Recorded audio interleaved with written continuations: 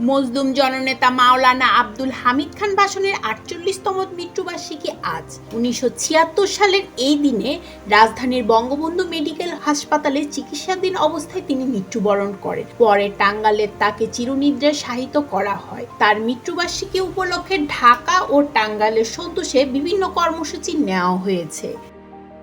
মাওলানার ভাসানী মৃত্যুবার্ষিকী উপলক্ষে রাষ্ট্রপতি মোহাম্মদ শাহাবুদ্দিন বাণী দিয়েছেন। রাষ্ট্রপতি তার বাণীতে বলেন, দীর্ঘ রাজনৈতিক জীবনে মাওলানা ভাসানী দেশ ও জনগণের জন্য নিঃস্বার্থভাবে কাজ করে গেছেন। দেশ ও জনগণের প্রতি তার গভীর ভালোবাসায় তাকে জনতার নেতায় পরিণত করেছে।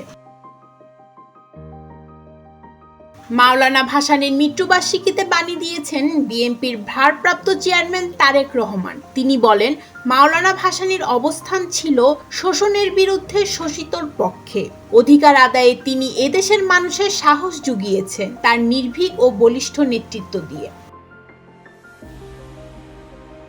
সিরাজগঞ্জে জন্ম হলেও মাওলানা ভাসানী তার জীবনের সিংহভাগ কাটিয়েছেন টাঙ্গাইলের সন্তোষে। তিনি কৈশোর ও যৌবন থেকে রাজনীতির সাথে জড়িত ছিলেন। বাংলাদেশের স্বাধীনতা যুদ্ধের সময় তিনি প্রবাসী সরকারের উপদেষ্টা ছিলেন।